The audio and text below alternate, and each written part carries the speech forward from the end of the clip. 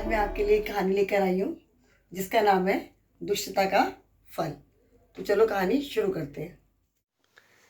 कंचनपुर के एक धनी व्यापारी के घर की रसोई में कबूतर ने घोंसला बना रखा था।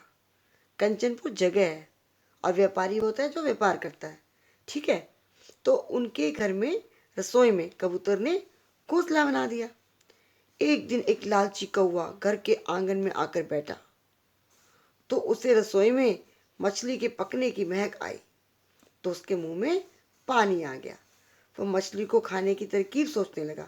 देख रहे हो कौवा, और ये रसोई है, ठीक है। घर के आंगन में बैठा तो रसोई के पास को क्या लगता है कि बड़ी अच्छी खुशबू आ रही है मछली के पकने की, और वह उसके मुंह में पानी आने लगा। वो मछली को खाने की तरकीब सोचने लगा। उसकी नज़र कबूतर के घोंसले पर पड़ी, ठीक है। उसके दिमाग में आया कि रसोई में घुसने के लिए कबूतर से दोस्ती करनी आवश्यक है। भाई रसोई में कैसे जा पाऊंगा जब कबूतर से मेरी दोस्ती हो जाए, और कबूतर का घोंसला कहाँ था? रसोई में। तो उसने सोचा कि अगर मैं इससे दोस्ती कर लूं तो शायद मेरी बात बन जाए। अब कौवा कबूतर पर नजर रखने लगा।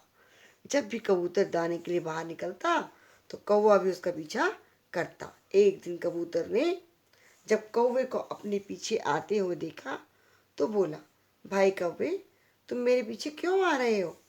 इस पर कौवे ने जवाब दिया, तुम मुझे बहुत अच्छे लगते हो, मैं तुमसे दोस्ती करना चाहता हूँ। कौवे की बात सुनकर कबूतर दुविधा में पड़ गया, सोच में पड़ गया और बोला, हम मित्र कैसे बन सकते हैं भाई? हमारा और तुम्हारा भोजन अलग है। तुम तो कीड़े खाते हो। किसने कहा? कबूतर ने कहा कौवे को कि तुम तो कीड़े खाते हो और मैं दाना चुगता हूँ, तो हम दोनों का तो भोजन भी अलग है। इस पर कौवे ने बड़ी चापलूसी दिखाई, उसकी बटरिंग करने लगा, हैं, उसको मक्खन लगाने लगा। क्या ऐसे कहता है? इसमें क्या मुश्किल है यार, मेरे पास घर नहीं है, इसीलिए अपना अपना भोजन खोजने हम दोनों जाया करेंगे, ठीक है।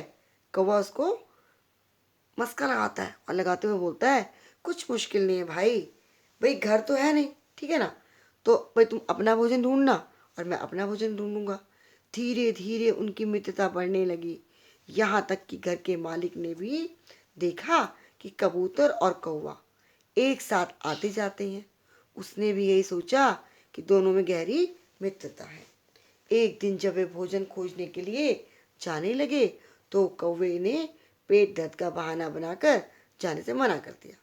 अब चाल चली कौवे ने और कह दिया कबूतर को कि मैं नहीं जाऊंगा, मेरे पेट में दर्द है। उस दिन कबूतर अकेला ही चला गया।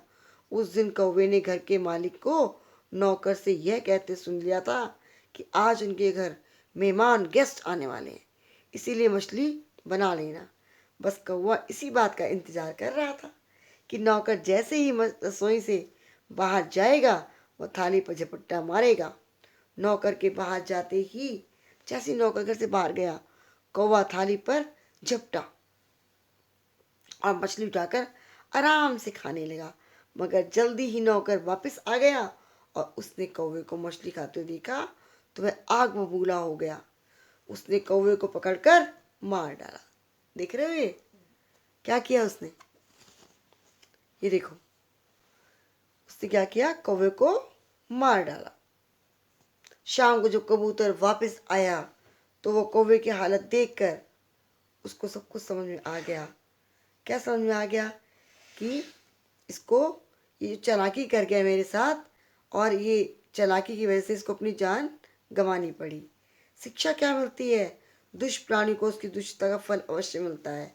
वो बुरी सोच से ही आया था, कौवा जो आया था वो उसकी सोच ही बुरी थी कि रसोई में बढ़िया बढ़िया खाना मिलेगा और मैं सब खा जाया करूँगा, है ना। तो दुष्टता मतलब बुरी बात, बुरा कर्म जो करता है। तो दुष्ट प्राणी मतलब बुरा व्यक्ति। उसको जो भी कोई व्यक्ति किसी से बुरा करता है या बुरे उसके व्यवहार होते हैं तो उसको एक ना एक दिन फल उसका अवश्य ही मिलता है। तो कैसी लगी कहानी? अच्छा व्यवहार किया करो सबके साथ, है ना। कभी किसी से बुरा मत सोचो, ना बुरा करो, क्योंकि बुरा का फल हमेशा बुरा ही मिलेगा और अच्छाई का फल अच्छा और बुराई का फल हमेशा ही बुरा होगा। तो बच्चों, कभी भी किसी का बुरा मत करना, और सब जो भी आपके फ्रेंड्स हैं सब एक दूसरे की मदद किया करो, और कोई बच्चा किसी की बुराई नहीं करेगा, ना किसी को परेशान करेगा, ना तंग करेगा, क्योंकि बुराई का फल क्या होगा? बुरा। ठीक है? तो ओके बच्चों, बाय बाय।